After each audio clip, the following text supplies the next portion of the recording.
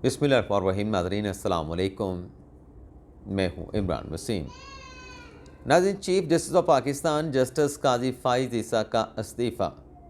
जैसे कि आप जानते हैं कि आज justice Mazhar Ali Naqvi supreme court के जज के ओहदे से मुस्तफ़ी हो गए। अपना इस्तीफ़ा उन्होंने सदर मुमलिकत आरिफ अलवी को भिजवा दिया। अब काजी फ़ाइज़ के मुस्तफ़ी होने का क्या मामला है, इसकी तफसीलात पर आगे चल के आप नाज़रीन के साथ बात करते हैं।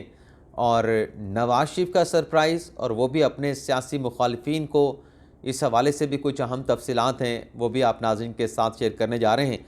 और इसके अलावा कुछ दीगर ख़बरें भी हैं, उनकी तफसीलात भी आप नाज़रीन की खिदमत में पेश करेंगे।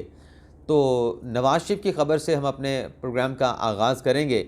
नाज़रीन, दो फ़ैसले नवाज शरीफ ने किए हैं, और एक फ़ैसला तो उनके सियासी मुखालफिन के लिए बड़ा सरप्राइज़ है, क्योंकि जब से लंदन से नवाज शरीफ की वापसी हुई और फिर एवनफील्ड केस में, अल अज़ीज़िया केस में जो उनकी सज़ाएँ ख़त्म हुई, उनकी अपीलों को एक्सेप्ट कर लिया गया, नवाज शरीफ को बरी कर दिया गया, और फिर उसके बाद इलेक्शन के शेड्यूल का ऐलान भी हुआ।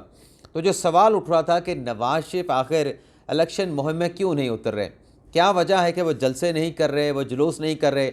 क्योंकि इस बात को, इस चीज़ को मंसूब किया जा रहा था पाकिस्तान तहरीक इंसाफ की पॉपुलैरिटी के साथ, कि ग़ालिबन नवाज शरीफ पाकिस्तान तहरीक इंसाफ की पॉपुलैरिटी से ख़ाइफ़ हैं और इसलिए अपनी वो इलेक्शन कैंपेन का आगाज़ नहीं कर रहे।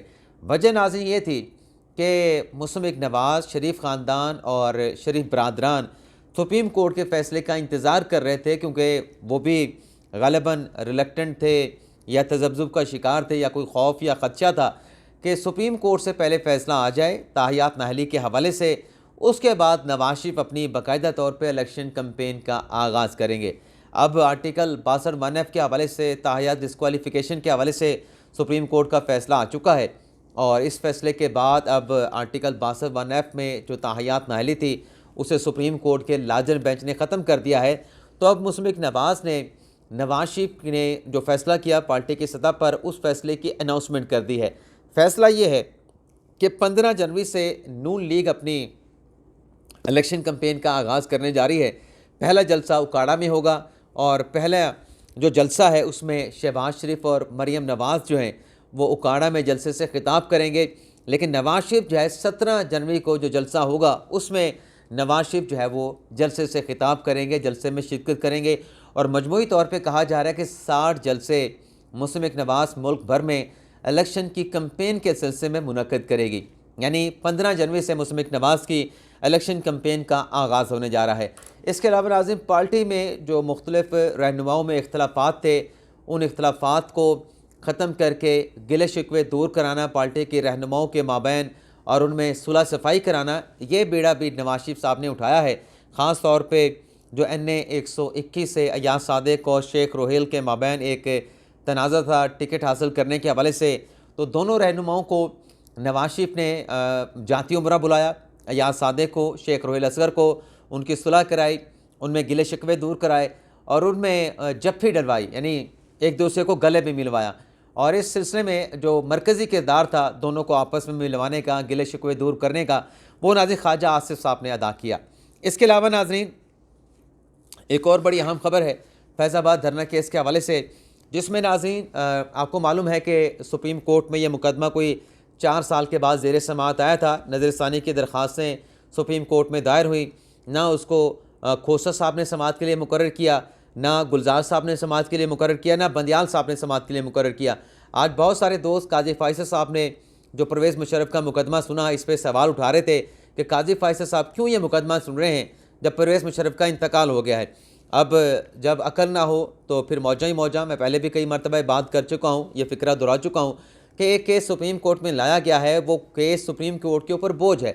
उस केस को सुप्रीम कोर्ट ने डिसाइड करना है, तो उस केस को सुप्रीम कोर्ट ने डिसाइड कर दिया। तो ये नज़रसानी की दरख्वास्तें भी 4 साल पहले दायर हुई थी, मुशर्रफ की अपील भी 4 साल पहले आई थी।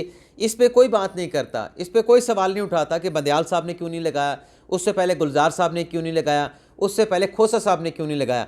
अब काजी फ़ाइज़ साहब ने 4 साल के बाद इस केस को लगाया है, तो वो हम पंजाबी में कहते हैं कि गिट गिट ज़बान जो है वो बाहर आई हुई है, और जो मुंह में आता जा रहा है काजी फ़ाइज़ साहब के ख़िलाफ़ कैंपेन प्रोपेगेंडा किया जा रहा है। लेकिन कतई नज़र इस बात के नाज़रीन, जो फैज़ाबाद कमीशन बना था फैज़ाबाद नज़रसानी की दरख्वास्तों में, उस कमीशन को नाज़रीन जो सेक्रेटरी दिफा हैं इस वक्त के हमूदुज़्ज़मान साहब, उन्होंने अपना तहरीरी जवाब जमा करवाया है, जिसमें उन्होंने बताया है कि जो तीनों सर्विसेज चीफ़ हैं, आर्मी चीफ़ हैं, जो नेवी के जो चीफ़ हैं और जो फ़िज़ाइया के चीफ़ हैं, उन्हें ख़त लिख दिया गया है। और उस ख़त में जो फैज़ाबाद धरने के जो मुबैना जो किरदार हैं उनका जायज़ा लेके जो है मालूमात फ़राहम करने के लिए ये ख़त लिखा गया है। और इसके साथ साथ जहाँ जो सेक्रेटरी दिफा हैं उन्होंने अपना जवाब तो दिया है, लेकिन उनको एक सवालनामा भी दिया गया है कि इस सवालनामे का भी आप जवाब दें। और जो साबिक सेक्रेटरी दिफा के उस वक्त के जब ये फैज़ाबाद का धरना हुआ था, उन्होंने भी अपना जवाब जो है वो फैज़ाबाद कमीशन को जमा करवा दिया है। तो इसमें एक ख़त जो है वो आर्मी चीफ़ को यानी आसिम मुनीर शाह साहब से भी जो है इस सिलसिले में जवाब मांगा गया है। तफसीलात उस ख़त के ज़रिए जो है वो कही है कि ये तफसीलात फराहम की जाएँ। कमीशन का नाज़रीन ज़िक्र हुआ है। एक छोटी सी खबर एक और कमीशन के हवाले से। लापता अफराद कमीशन 2011 में कायम हुआ था पीपल्स पार्टी के दौर में। कभी 3 माह की तोसी, कभी 6 माह की तोसी, और अब निगरान हुकूमत ने लापता अफराद कमीशन को मज़ीद ता हुक्म सानी जो है वो एक्सटेंशन दे दी है। इस कमीशन के सरबरा जो खबर आपके साथ में शेयर करने जा रहा हूँ वो नाज़रीन जस्टिस रिटायर्ड जावेद इकबाल साहब हैं। अब ख़बर ये है कि जावेद इकबाल साहब सुप्रीम कोर्ट के जज थे। जज की रिटायरमेंट के बाद वो रिटायर जज की हैसियत से 11-12 लाख की पेंशन लेते हैं और लापता अफराद कमीशन के तौर पे अलग से वो तनख्वाह लेते हैं। वो भी सुप्रीम कोर्ट के जज के ओहदे के बराबर जो उनकी तनख्वाह थी वही तनख्वाह उनको मिलती है। और जब वो चेयरमैन नैब थे तो चेयरमैन नैब की अलग से वो तीसरी तनख्वाह रिसीव करते थे। यानी पूरे पाकिस्तान में एक शख्स के अलावा कोई बंदा है ही नहीं जो ये ज़िम्मेदारियाँ संभाल सकता। चेयरमैन नैब का, लापता अफराद कमीशन का और फिर सुप्रीम कोर्ट के रिटायर्ड जज भी हैं। एक ही शख्स के ऊपर नवाज़ात जो है वो जारी हैं। अब आ जाते हैं नाज़रीन जो मैंने लिखा थंबनेल पे कि काजी फाइज़ साहब का इस्तीफ़ा। वैसे नाज़रीन काजी साहब के इस्तीफ़े पर बात शुरू करने से पहले 2 लाइनें मैं आपके साथ शेयर कर दूं कि नवाज शरीफ के नॉमिनेशन पेपर की एक्सेप्टेंस के ख़िलाफ़ जो अपील थी, शहबाज शरीफ के नॉमिनेशन पेपर की एक्सेप्टेंस के ख़िलाफ़ जो अपील थी, उन अपीलों को मुस्तरद कर दिया गया है। नवाज शरीफ के NA 123 और 132 से नॉमिनेशन पेपर को जो रिटर्निंग अफीसर का फैसला था उसको बरकरार रखा गया है और इलेक्शन लड़ने की इजाज़त भी बरकरार रखी गई है। मुसर्रत जमशेद चीमा के नॉमिनेशन पेपर भी एक्सेप्ट कर लिए गए हैं। और अब आ जाते हैं काजी फाइज़ साहब वाली ख़बर पे, उनके मुस्तफ़ी होने का क्या मामला है। आज नाज़रीन जैसे परवेज़ मुशर्रफ केस का पहले फ़ैसला आता है कि उनकी फांसी की सज़ा बरकरार रहती है। पहले तो हमारे बहुत सारे साफ़ी कह रहे हैं कि बहाल कर दी गई, ये सज़ा पहले से मौजूद थी, इनको बहाल नहीं किया गया। आप देखें जो परवेज़ मुशर्रफ की अपील है वो अदम पैरवी पे खारिज हुई तो सज़ा तो उनकी बरकरार ही रही, सज़ा तो उनकी बहाल ही थी। किसने कहा कि उनकी सज़ा ख़त्म कर दी गई थी? उनकी सज़ा ख़त्म नहीं हुई थी। अब इस केस के बाद फिर जस्टिस नकवी साहब का इस्तीफ़ा आ जाता है। वो ख़बर नेशनल मीडिया पे चलती है, सोशल मीडिया पे चलती है।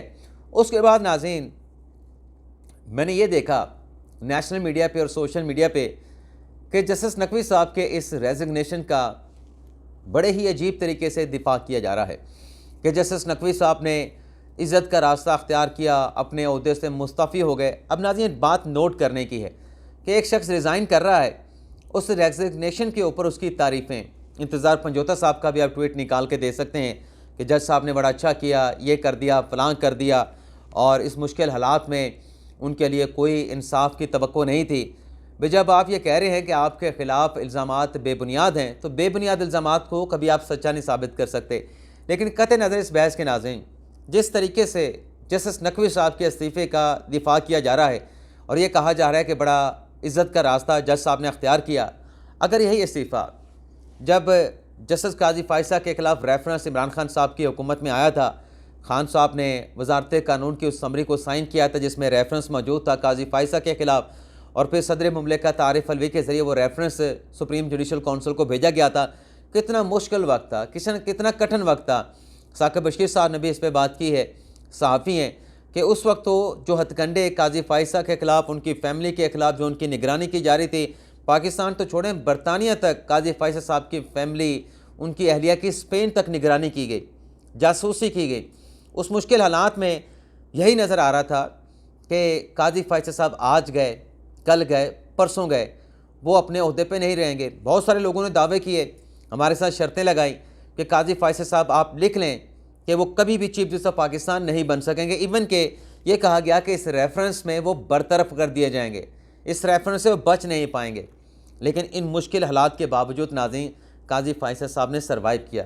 काजी फ़ैसल साहब डट के जो इल्ज़ामात थे उन इल्ज़ामात का जाके सुप्रीम जुडिशल कौंसल और फिर सुप्रीम कोर्ट के 10 रुकनी बेंच के सामने जवाब दिया।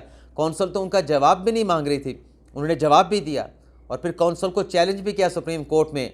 अगर इन मुश्किल हालात में नाज़रीन ये जो आज एक पैमाना बनाया गया है, जो एक आज प्रिंसिपल एक असूल किया गया, तय किया गया है कि नकवी साहब ने रिज़ाइन करके बड़ा इज़्ज़त वाला रास्ता अख्तियार किया, अगर यही इस्तीफ़ा उस वक्त काजी फ़ैसल साहब दे देते सुप्रीम कोर्ट के जज के मनसब से, जिस तरीके से उनको धुतकारा गया, उनके इंसल्ट की गई, उनकी अहलिया की इंसल्ट की गई, अगर काजी फ़ैसल इस्तीफ़ा देते तो आज जो काजी अपने नकवी साहब के इस्तीफ़े पे उनको सराह रहे हैं, तारीफ़ें कर रहे हैं उनकी कि बड़ा ज़बरदस्त उन्होंने एक दाम उठाया है, तो क्या ये काजी फ़ैसल पे ये असूल अप्लाई करते?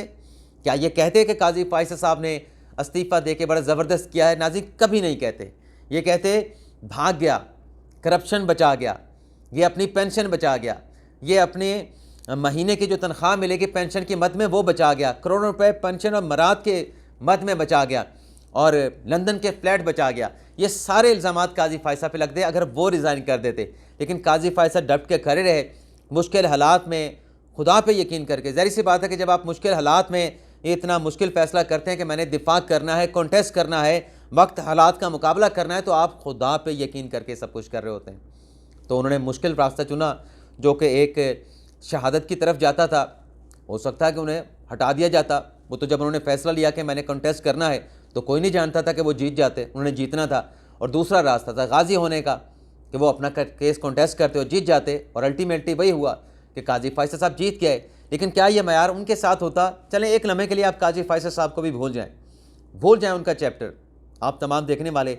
अगर नवाज शरीफ के खिलाफ जो पनामा का केस बनाया गया कि पनामा का उन्होंने करप्शन कर दिया, हालांकि पनामा में नवाज शरीफ का नाम तक नहीं था, और फिर पनामा की बजाय एकामा पे भी नवाज शरीफ नहीं निकलते थे, और फिर एकामा के पर निकालने के लिए वो ब्लैक लॉ डिक्शनरी लाई गई। उस ब्लैक लॉ डिक्शनरी की जो उसमें रिसीवेबल की जो तारीफ थी वो देख के नवाज शरीफ को डिस्क्वालीफाई किया गया।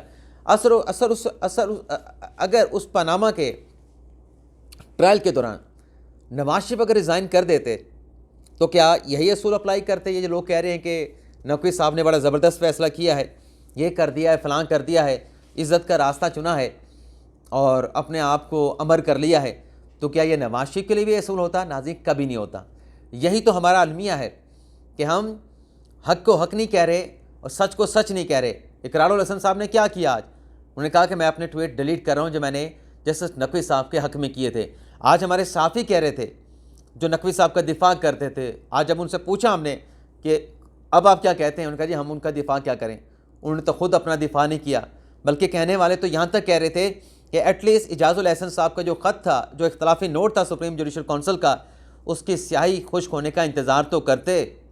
अब देखते हैं कल सुप्रीम जुडिशल कौंसिल में इस मामले पे कार्रवाई होनी है और कल यह मामला अदालत के जुडिशल कौंसिल के नोटिस में लाया जाएगा कि आप जिस जज के ख़िलाफ़ कार्रवाई कर रहे हैं वो तो रिज़ाइन कर गया है, तो जब वो रिज़ाइन कर गया है तो आपने किस जज के ख़िलाफ़ कार्रवाई करनी है। लेकिन दूसरा सवाल उठ सकता है कि क्या रिज़ाइन करने के बाद जो सब कुछ था, जो इल्ज़ामात थे, वो धरे के धरे रह गए? ये सवाल नाज़रीन कल उठेगा और हो सकता है जैसा कि मैंने आज क़य्यूम सिद्दीकी साहब और मतीउल्लाह जान के साथ गुफ्तगू करते हुए सवाल उठाया कि क्या इसमें नैब का कोई दायरा अख्तियार बन सकता है, तो कल हो सकता है ये मामला भी डिस्कस हो। लेकिन बहरहाल कल देखते हैं। इसके अलावा नाज़रीन पेशावर हाई कोर्ट जिसने बल्ले के निशान के हवाले से फ़ैसला दिया है, अब पेशावर हाई कोर्ट ने बल्ले के निशान के बाद एक और फ़ैसला सादिर फरमाया है। वफाकी और सूबाई हुकूमत से जवाब तलब किया है कि असम्बलियों में ख्वाजा सिराहों की मखसूस नशस्तें क्यों नहीं हैं। यानी असम्बलियों में ख़वातीन की मखसूस नशस्तें हैं, असम्बलियों में अक़लियतों की मखसूस नशस्तें हैं, तो ख्वाजा सिराहों की मखसूस नशस्तें क्यों नहीं हैं। इस पर वफाकी और सूबाई हुकूमत से पेशावर हाई कोर्ट ने जस्टिस इजाज़ अनवर साहब ने, जस्टिस शकील अली साहब ने जो है वो जवाब तलब कर लिया है। इसके अलावा नाज़रीन बल्ले के निशान के हवाले से जो फ़ैसला दिया आज पेशावर हाई कोर्ट ने, उस पर इलेक्शन कमीशन का इजलास मुतवक्के है और इस इलेक्शन कमीशन के इजलास में ही फ़ैसला होगा कि आया कि पेशावर हाई कोर्ट के फ़ैसले को इलेक्शन कमीशन ने चैलेंज करना है या चैलेंज नहीं करना। अगर इलेक्शन कमीशन ने यह फैसला चैलेंज करने का फैसला किया तो फिर अल्टीमेटली बल्ले के निशान का फैसला सुप्रीम कोर्ट से होगा। लेकिन देखना यह भी है कि क्या पेशावर हाई कोर्ट के फैसले को इलेक्शन कमीशन ये समझता है कि उनकी क्रेडिबिलिटी पे, उनके साख पे क्वेश्चन मार्क आया है, तो क्या वो उसको चैलेंज करने के लिए जाते हैं। कल शायद फैसला हो जाएगा। इजाज़त चाहते हैं नाज़रीन, अल्लाह हाफ़िज़।